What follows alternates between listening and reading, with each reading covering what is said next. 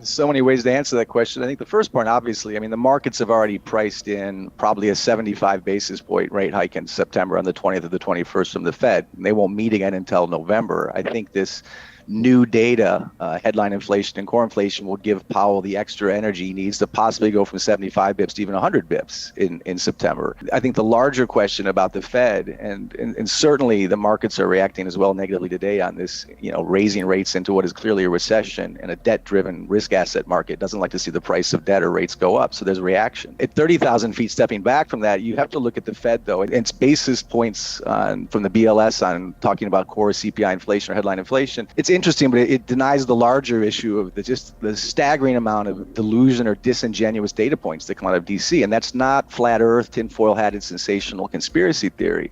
It's an open secret on Wall Street that the CPI inflation scale is as bogus as a 42nd Street Rolex. And again, when we talk about the Volcker era, or even Powell wanting to be the next Volcker instead of the last Arthur Burns, it's absolutely astounding. If we want to use the scale used to measure CPI inflation during the Volcker era, real inflation, they would be closer to 18 or 19%, not 8 to 9%. So you have to step back and just ask, what's even the very honesty of the BLS's data points on inflation? But clearly inflation is not transitory, it's sticky, and that was something that we knew years ago, and certainly last year at Jackson Hole, when it was still transitory at the time. What's interesting about Jackson Hole 2 this year, as opposed to last year, is just, again, the staggering level of what I would call mythology, or if you want to get darker, dishonesty coming out of Powell's lips or the FOMC in general. And one of the most obvious examples of that, even at Jackson Hole, when Powell talks about softening demand, getting ready for softening demand because of data points on inflation or persistent inflation, I think that's incredibly rich when you think about it, because the central banks in general, and Powell's Fed in particular, has been responsible for the greatest risk transfer, wealth transfer in U.S. history. We've never seen greater wealth inequality. And since 2009, when temporary QE1 became QE2, QE3, QE4, Operation Twist, and then unlimited QE after the convenient COVID crisis, this massive amount, hundreds and hundreds of percentage points in the S&P markets, it's important to recognize that 85% of the S&P wealth is held by only 10% of the U.S. population, the higher 10%. So when you talk about softening demand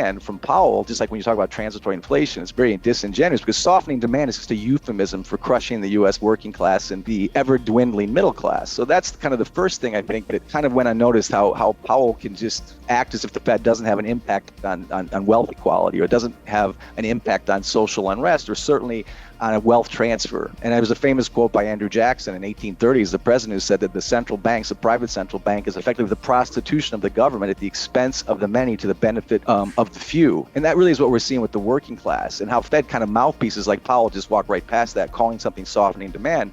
I think there are other examples besides just the CPI scale where the Fed has just been completely disingenuous. I mean, real rates, when you have a yield on the 10-year of around 3% and inflation at 8 to 9%, you have negative real rates of at least 5 to 6%. That's a negative real rate environment, but yet the Cleveland Fed will tell you we have positive +1 real rates using proprietary metrics and long-term expectations on the 10-year bond. Again, that's an open fiction that's been reverse engineered to create positive optics when the reality of the empirical reality, the numbers are not true. I also think unemployment, which is another reason they say we're not in a recession.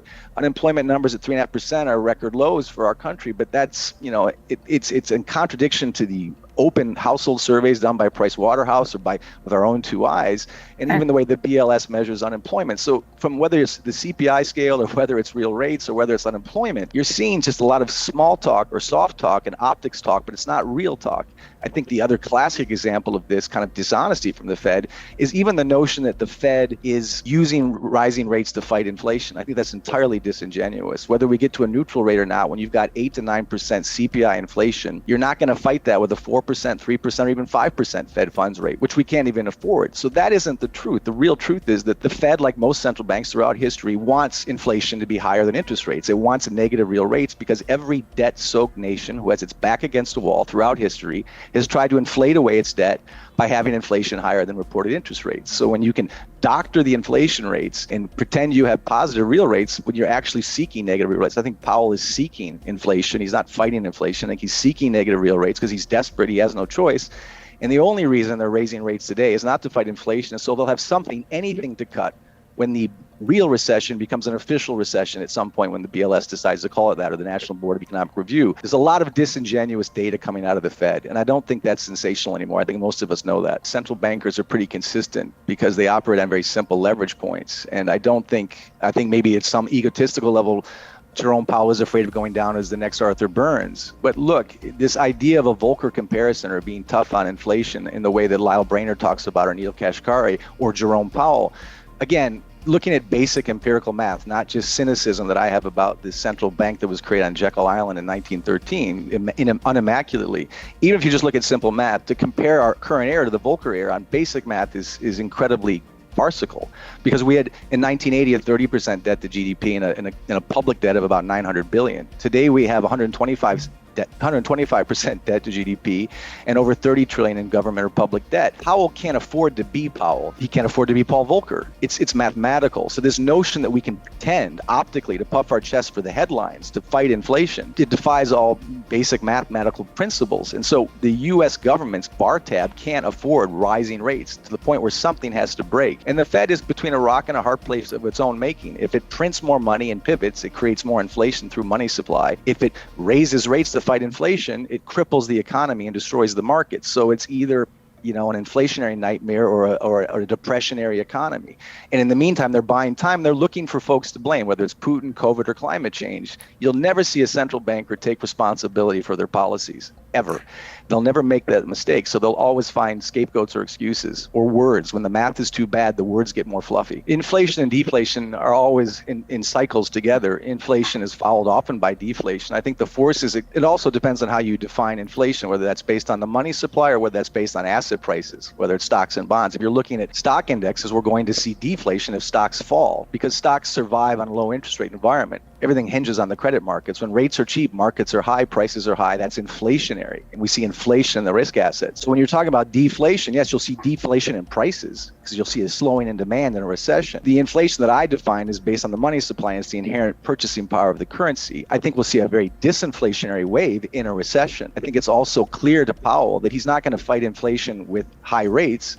He's going to fight inflation with the recession, that he's masterminded indirectly or because he has no choice. And no country, no nation, no empire in the history of modern capitalism has ever survived or gotten through or defeated a recession with a strong currency and rising rates.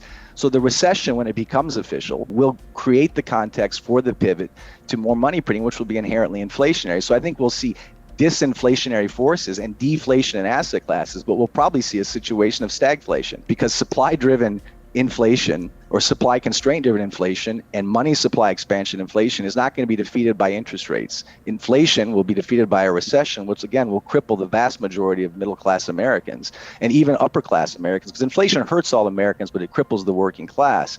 And Powell will then be able to defeat inflation through a recession, but I think we'll still see the decline of the dollar's purchasing power, rising prices nevertheless for goods and services and healthcare, and yet a stagnant economy. So there's a very high risk of stagflation. Again, Powell, whoever is in the central bank at that time, will look for someone to blame or something to blame other than mouse click money for years that is completely and in itself inherently inflationary. When you create money that's not corroborated or connected to an asset or a good or a service, that is an inherently inflationary mouse click money. And we can't blame that on COVID and we can't blame that on Putin, whatever you think of either. We're already seeing the doom and gloom. It's being felt in the US where I am now, but in Europe where I live, it percolates and ripple effects everywhere.